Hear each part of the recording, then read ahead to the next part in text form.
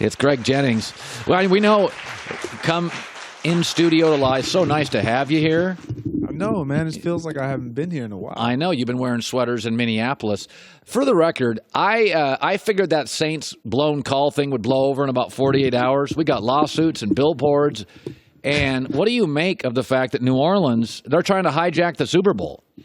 I don't think they're trying to hijack the Super Bowl, but they feel like they should be there. And rightfully so. I mean, you're not going to get over something that you've prepared for. You've worked so hard to get to, and it's in their minds, what they have to really overcome or really get over is the fact that the refs didn't just take this game from you. You lost this game too.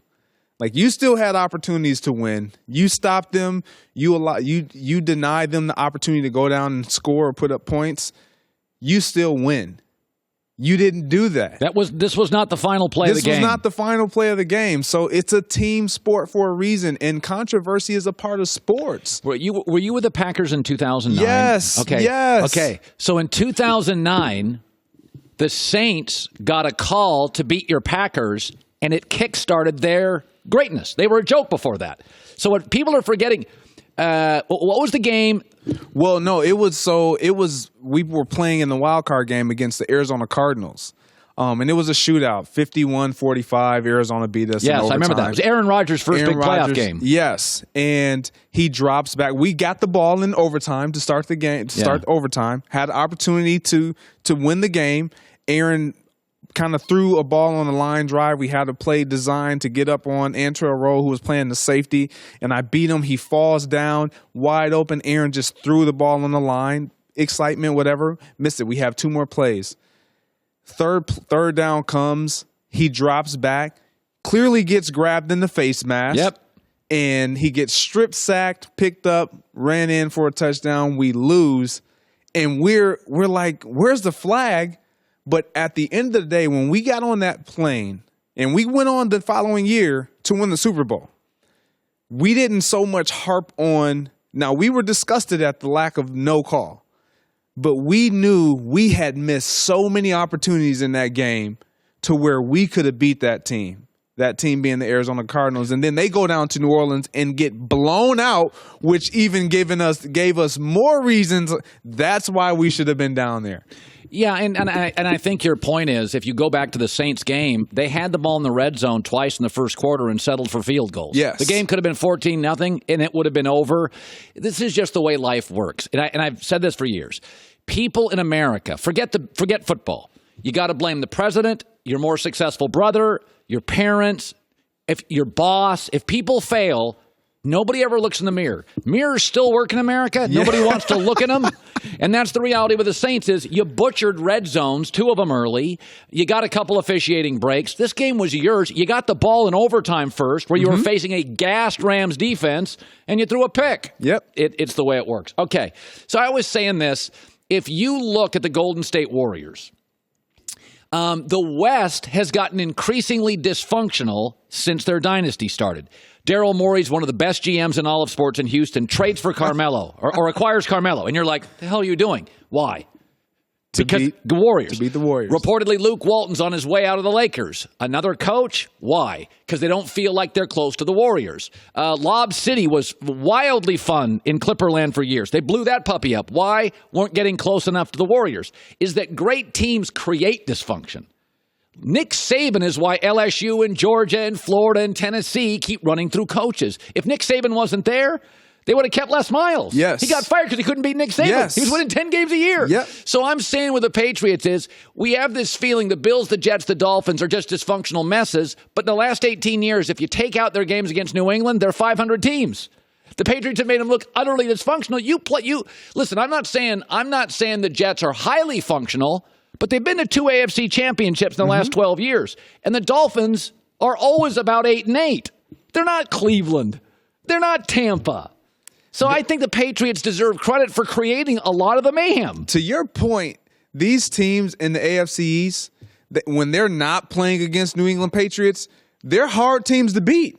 Like, they're hard outs for any other opponent, but it just so happens they're in the division with the best, the world champs. And it's like that big brother that he's a bigger brother. He's more physical. He's a little smarter. He's done it before you. So you know his tricks of the trade, and you try to use them against him. But sometimes it works and you get him. But when it really matters, he's going to beat you every time.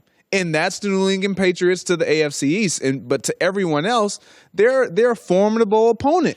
Think about this, Greg. I have a bunch of kids. You have kids.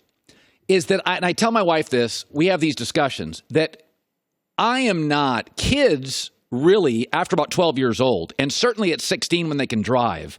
Their peer group, their friends have a big say. That's why it's very important the friends your kids have. Yes. Because they're going to have major control. You as parents will not be at school with them.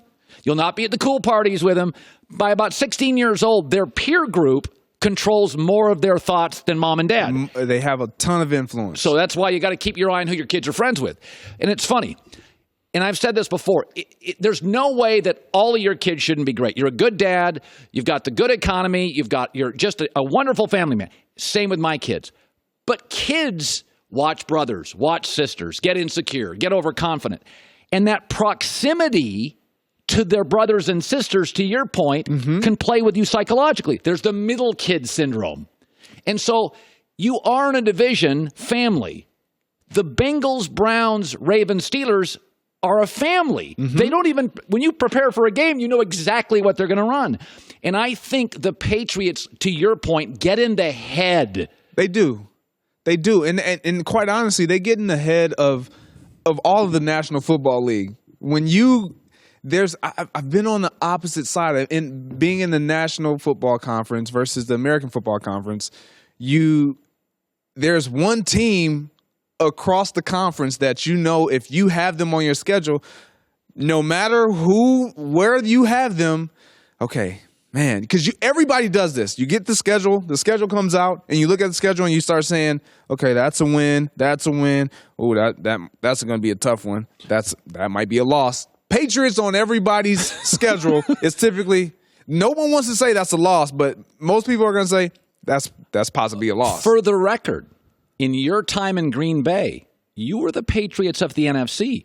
You don't think your Green Bay teams didn't create dysfunction in Chicago and Detroit? No doubt about it. I watched it. No doubt about it. They would overdraft pass rushers to get Favre and Aaron Rodgers. That was the name of the game. How can we look at Lovie Smith got to Chicago and said, we're going to beat the Packers. Like, that was in press conference, and we're going to beat the Packers. Like, that was their focus. When I got to Minnesota, their primary focus was to beat the Packers. And I thought that was so, like, what are we doing? When I was in Green Bay, it was, we're going to win championships. Now I'm over here, and we're going to beat the Packers. Whoa, wait a minute. That's Lovie not Smith got to a Super Bowl, yes. And they fired him. Yes. Because it was that he wasn't beating Green Bay enough. Yes. And I mean, Lovie Smith, he got Rex Grossman to a Super Bowl. Special. Pretty good. Special. And I remember the Lovie Smith teams with a dysfunctional Jay Cutler, tough outs. But the one team they couldn't beat, you. Yes. And so they ran out Cutler and they ran out Lovie Smith. And I guess that's my point. You were in the Patriots NFC. You created the dysfunction. And everybody always said, well, you got the Bears and the Lions. They were doing what Buffalo and Miami. They overdraft. How many times it's like, remember when Buffalo overpaid for Mario Williams, a pass rusher? Yes. I mean, they just spent a fortune on him. It was all to get to Tom Brady. Of course. Whatever we can do, let's make it so that we can get to this quarterback and eliminate their throne, their greatness. By the way, Jared Goff, Northern Cal kid, grew up idolizing Brady. Brady grew up idolizing Joe Montana. Any chance Goff outplays Brady? That's tough.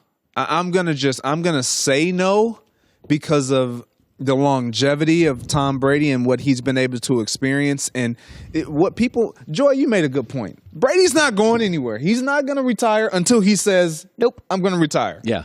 And the reason why I say no to Jared Goff is Brady's been hurt one time in his career. It's amazing. One time. It's like, and he was young. and it's 2008. And it was at the beginning of the season, and they still went 11-5. He's only missed the playoffs twice since becoming a starter. Like, these things, he's never experienced losing. So why would he say, yeah, you know what, I am done? Everyone says, well, Peyton Manning, he fell off the cliff. I've said it.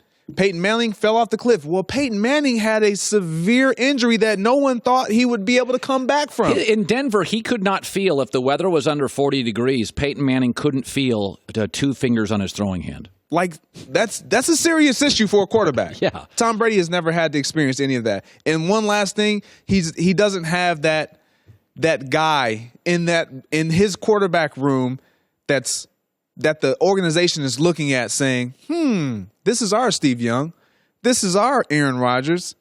We have a draft pick that's coming up. Oh, you know what? Because we've lost, we have a high enough draft pick. We can get an Andrew Luck. They don't have any of that. They traded him away. They traded him away. So why? What? Yeah, I mean, New England this morning does not have a succession plan. No. So they're going to draft offensive linemen. They have 12 draft picks. They're going to draft pick. I mean, listen, this is not a great quarterback class. New England's Belichick would be crazy not to build a team to protect Tom for 2 years. Look, Tom Brady is doing New England a favor saying, you know what? You got until 40. I'm 45.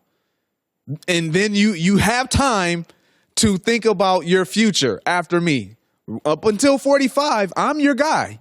So I'm giving you that window of opportunity to research, do your due diligence, and bring in a guy when I'm saying that I'm done. But you better protect me now because you got nobody in-house. So don't kid yourself. Those 12 draft picks are to protect Tom. I do think they'll draft a quarterback in the 4th, 5th, or 6th round. They have to. Have to. Greg, great seeing you.